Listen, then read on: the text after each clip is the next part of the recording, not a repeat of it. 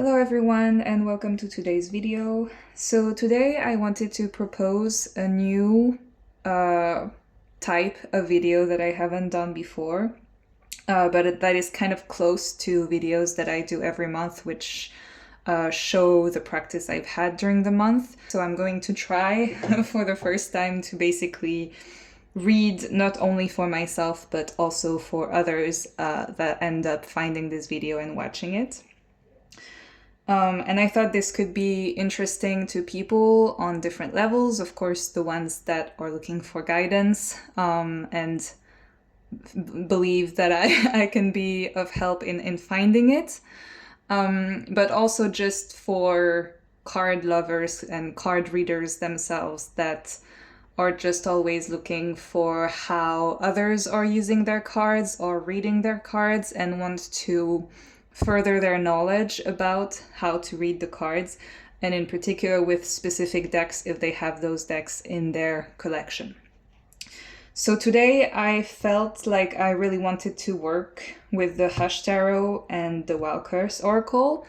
It is one of the autumn pairing that I really like to use, and as of 20th of September we are officially fully in autumn and the days have started to get shorter. In addition to that, I personally felt pulled to using those decks because I am in search of quietness at this moment. I have just been back from a wedding, like my first cousin wedding that was happening in Madrid, which was very far away from autumnal vibes, I must say. It was still very much summer temperatures, and the wedding was very nice. Madrid was very nice, but it was really busy and really loud, and I did not had 1 minute or even 1 second to myself, like alone. And as I've already said, these particular decks really for me gives me a sense of quietness. I'm gonna now have a little moment of silence to center myself and mixing the cards and pulling some of them.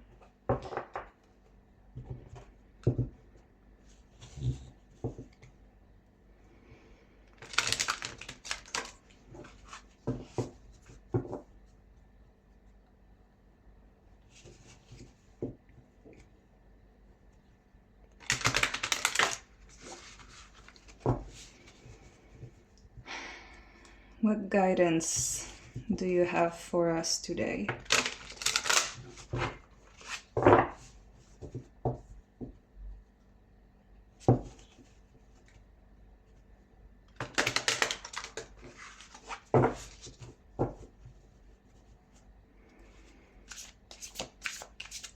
What should I focus on? What do the people watching should be focusing on? What is the priority right now? How should I handle challenges that are coming my way? How should we handle challenges coming our way?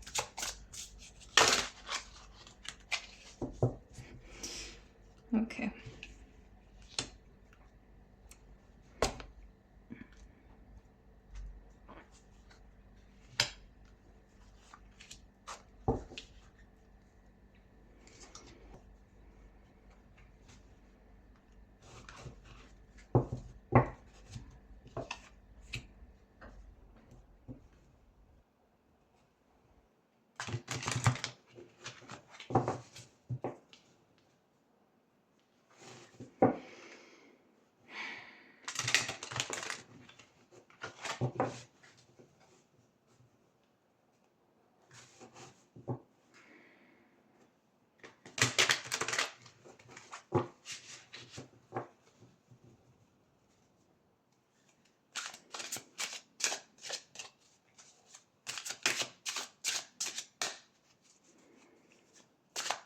How can we handle challenges to come? What guidance do you have for us today?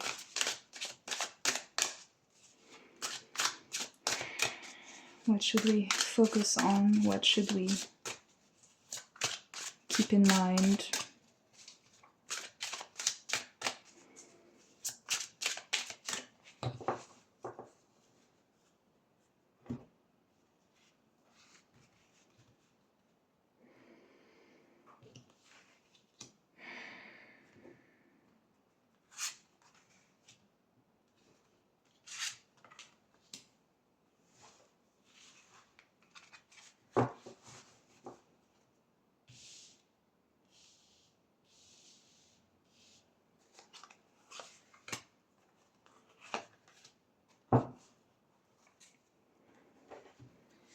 So, as you might have noticed, I have pulled one central card that will be the main focus as the first card, and I put it right away face up. I am now going to also show the two cards that are also in this center spread. And then for each deck, I also pulled the cards on the very top of the decks and the cards at the very bottom, which we will look at a later stage for further elaboration of the main message. And so here we have the Nine of Swords. Everything is unfolding perfectly. And the Six of Cups.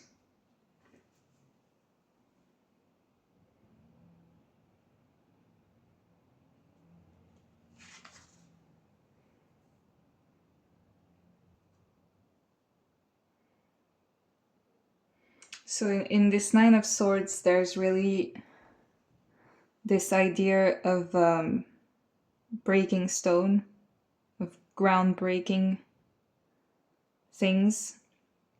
And it's both towards the head space and towards the heart space. It's almost as if pieces of what you are breaking through, you are holding to your heart. So maybe you are holding on to something that has done its time and that you are mentally attached to, maybe a routine, a habit that is kind of keeping you trapped and that you are breaking free from right now, right in this moment. But you're not really wanting to break free from it. Like your heart is still attached to this thing that is keeping you trapped. And I kind of see it also in the central card here by hiding from the reality here. And of course, I mean, this card, I remember the message in the guidebook too much to not like take it into account, so I can't fully rely only on my, let me zoom in. I can't fully rely on my intuition, but there's absurdity in this card that is fully showing up. So maybe either you feel a little bit absurd right now, like this idea of holding on to this thing that you know you need to let go of, like maybe is making you feel absurd and making you feel maybe a bit bad about yourself, like it's making you feel bad about yourself and making you feel like you are in your own way. And maybe realizing that could be the first step into self-compassion, into stopping to be so hard on yourself, and that something that was made of stone before, it's not that easy to let go of. So maybe everything is unfolding perfectly, meaning that everything is unfolding the way that it is supposed to, even if it is difficult. And towards the end, we have the Six of Cups.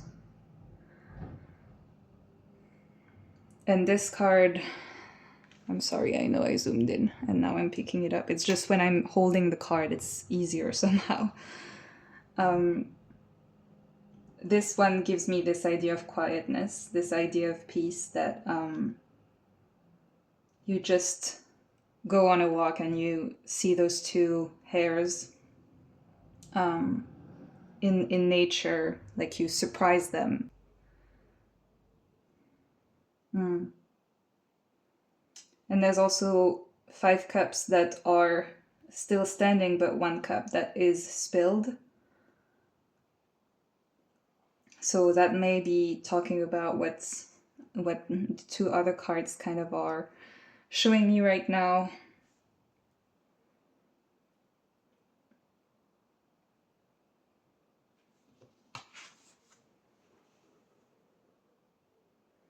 I don't know, with those really big ears that are really standing tall right now, it's also giving me this idea of listening to something. So let's look now at what is above first.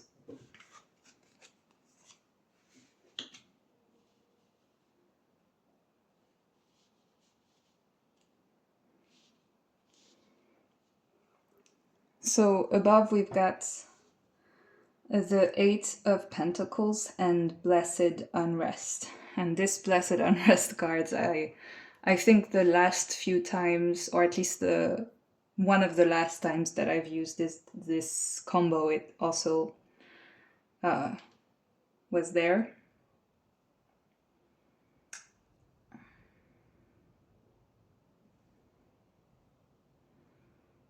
So this 8 of Pentacles here is a little creepy to me. It's a little bit like, well, it's creepy because it's representing skulls. But the message that can be understood quite easily is like building on the knowledge and on the expertise that your ancestors and the people that came before you, and even the animals, because this does not really look like a human head to me, have built.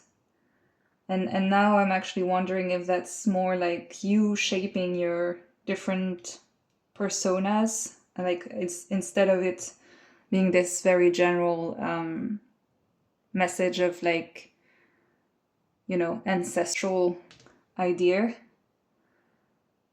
which honestly I struggle a bit to resonate with. Maybe I should work on that, but anyway. I also think, because, you know, he's the one that transforms those heads into their final shape. So it could be that that you're right now shaping yourself differently, and then that would resonate a lot, obviously, between these 2 cards.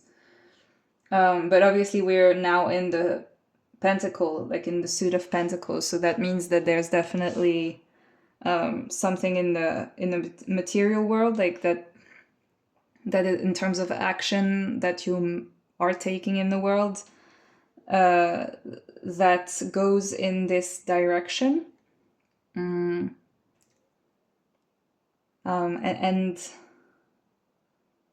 you're actually kind of reaching the stage where it has reached a final kind of stage where you have already done a lot of work to shape yourself in this new life that you're looking for. And of course, like with the association of blessed unrest, it's showing that even though you may be struggling with the situation, as was said in those 2 cards, it might be a hidden blessing that you are actually still you know, moving in the right direction, and that the things that are keeping you awake, which is one message that often comes up in the traditional way of picturing the Nine of Swords. It's actually, like I said, a blessing in disguise, and you need to hear what this crow has to tell you. You need to not let this unrest go to waste and not act on it, because it might be what you actually need at this moment.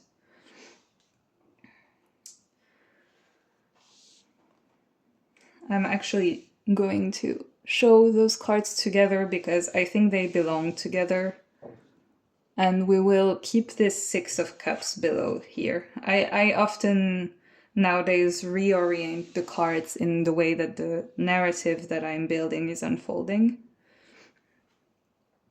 So let's show the last two cards. Oh, I love it. I think it's the first time I get this beautiful, beautiful card.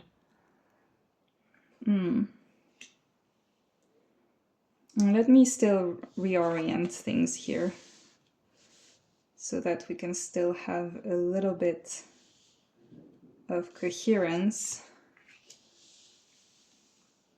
Yeah, I think that's how I want them to be. All right, here we go.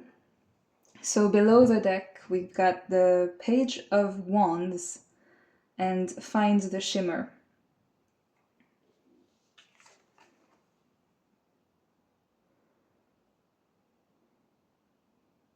This, based on what we have said for the other cards, kind of show me the idea of managing to make peace with the weight that you're carrying. I don't know if that can speak to anybody, but the fact that it's representing by with the head of a cow, for lack of a bull is more correct, of a bull is interesting.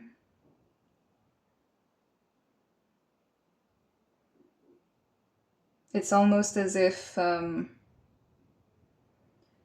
don't know, I somehow, with the position of it all, it's giving me like the word that I have in my brain right now is stubbornness, and that maybe it shouldn't be stubbornness that leads you at this moment, and instead it should be, or it is, the vulnerable part of you, the child inside, instead of all the learning and the knowledge that you have accumulated so far.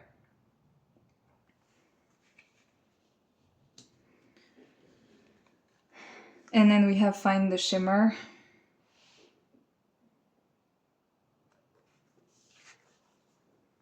So obviously, I don't know, this Find the Shimmer is that maybe you have lost touch with your own value, your own shimmer, and that you need to find it again. And I think those two cards, when you think about it that way, can be really complementary, where this might be what you are has been leading you so far, and it's a little bit broken, a little bit, torn down, and that you need to find back this little side of you that is untouched and vulnerable, and let it shine.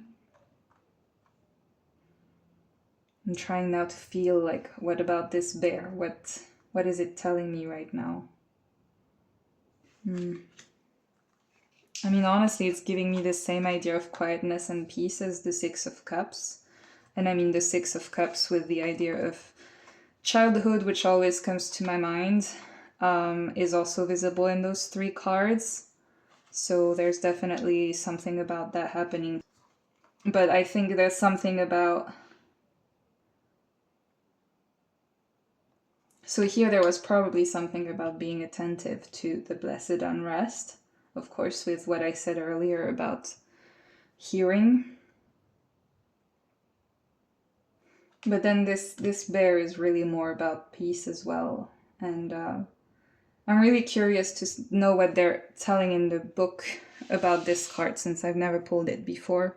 So I think in terms of using the guidebooks, yeah, I'll start with the Find the Shimmer card.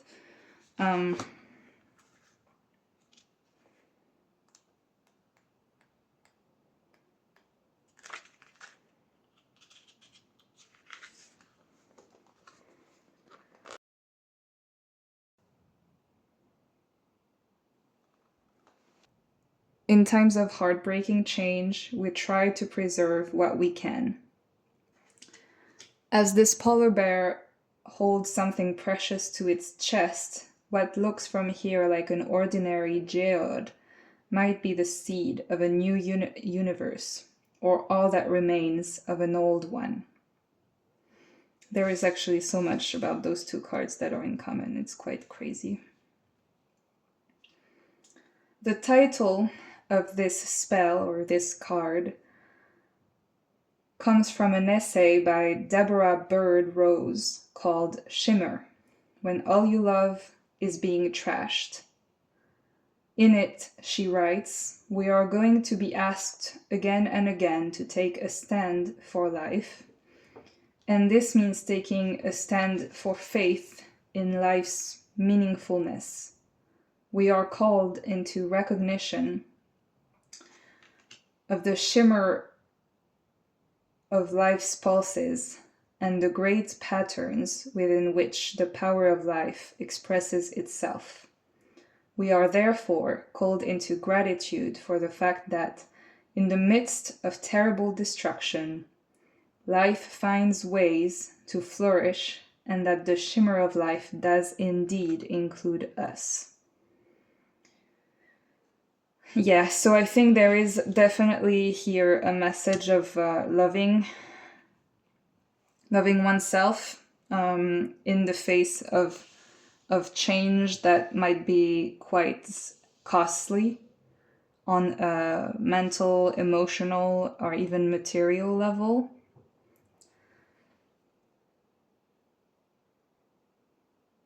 You are being welcomed into this shimmer of life. You are being invited into connection with what you love, even as it's changing. Find ways of making your connections specific and tangible.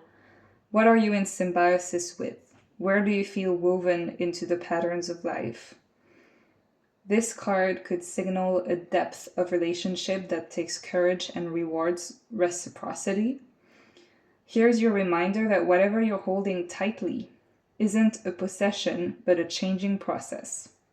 Love it as it changes.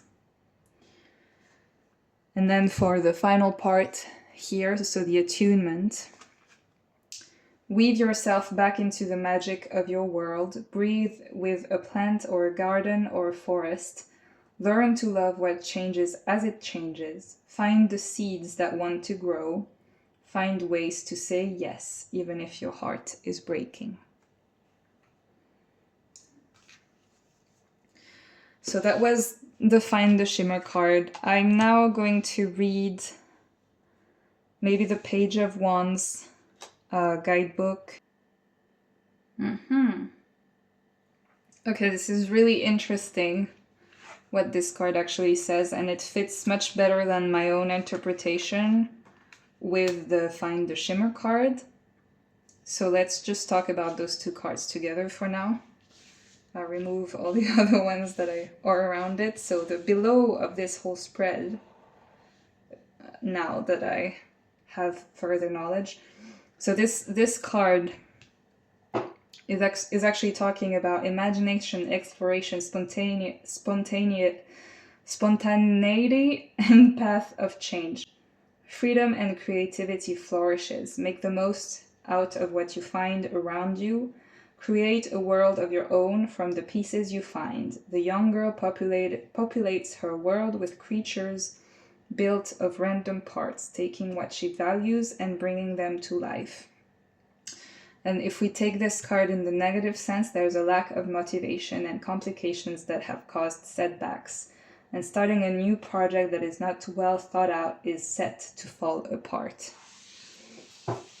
So I think the main message here is that, like, the hidden purpose, since this is the below, is about motivation, is about finding love in times of change, like finding things you love, finding back motivation, finding back imagination, finding back creativity, finding back hope, and kind of making the most of what you have.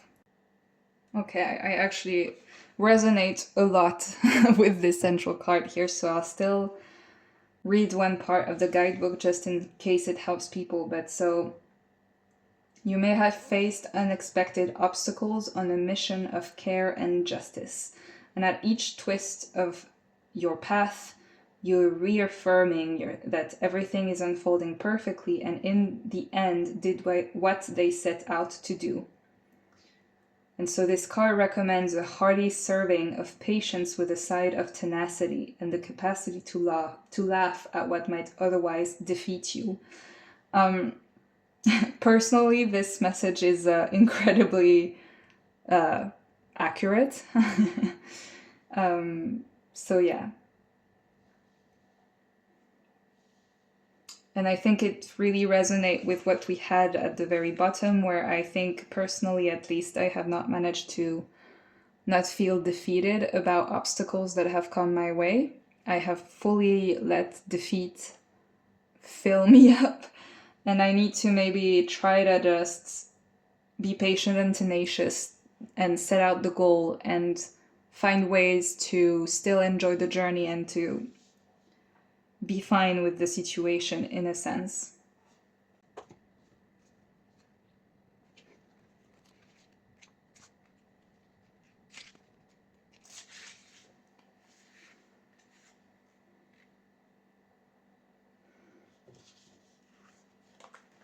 Fear and anxiety hang over our heads as a heavy burden.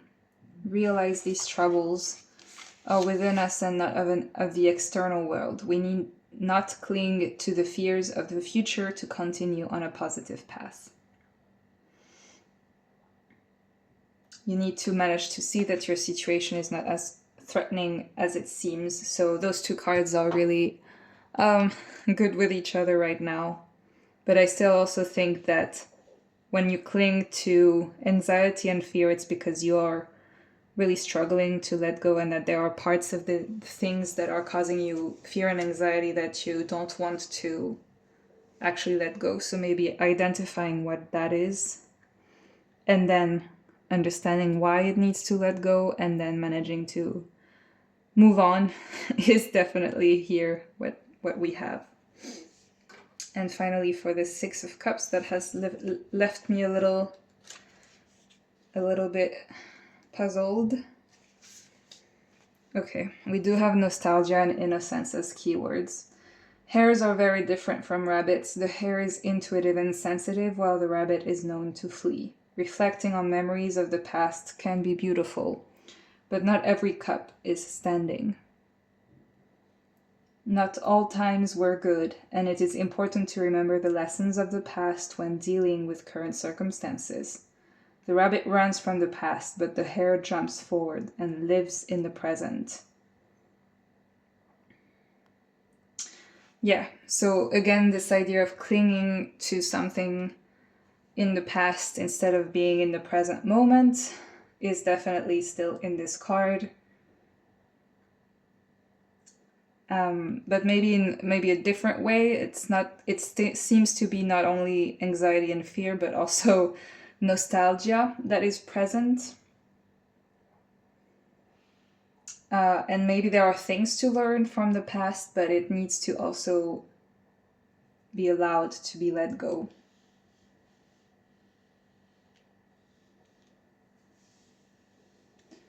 And on to the above. Okay, they are visible. Let's start with the Eight of Pentacles, actually.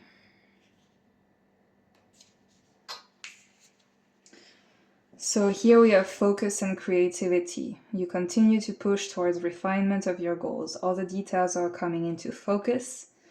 The steps along the way have your ups and downs scribed into them.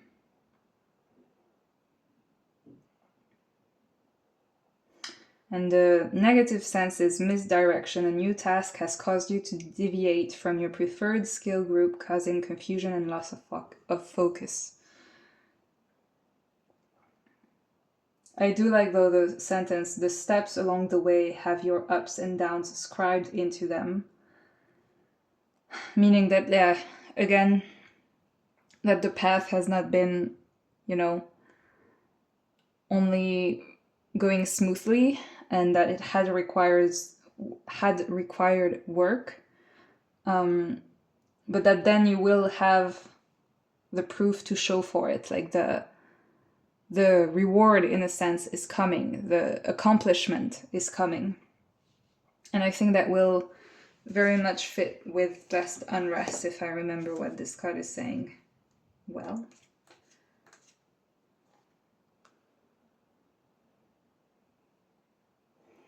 Which kind of talks about frustration.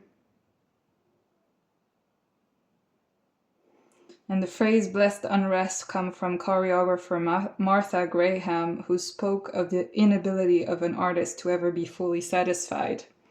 Instead, this feeling of unrest propels them toward new problems to solve. Finished art creates the illusion that it was effortless. It doesn't reveal the hundreds of pages that were thrown away, the canvases that were painted over, the hours of practice that went into training a voice or perfecting a pirouette. So pushing against a problem, creative or otherwise, is a form of blessed unrest. This card encourages you to tussle and tangle. You're not finished yet. You're not at the easy part of the process. Whatever you're considering is a creative endeavor, and that it is worth pushing past what comes easily. Nod respectfully to tension, frustration, and vulnerability. Vent, stomp, dance, laugh.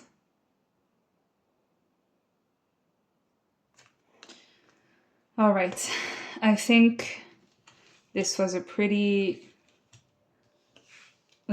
straightforward message, I would say, of basically being on not a very easy journey right now, and a journey that is creating a lot of emotional turmoil. I mean, we've had anxiety and fear, nostalgia, frustration, I would almost say exhaustion with this card. And kind of the only way to fight those is to still tap into imagination and creativity and to trust yourself, basically. It seems like maybe, I'm talking also from my own personal experience, that the obstacles along the way right now on whatever it is that is challenging you has started to really take a toll on your trust in your decisions, in your ability to make decisions.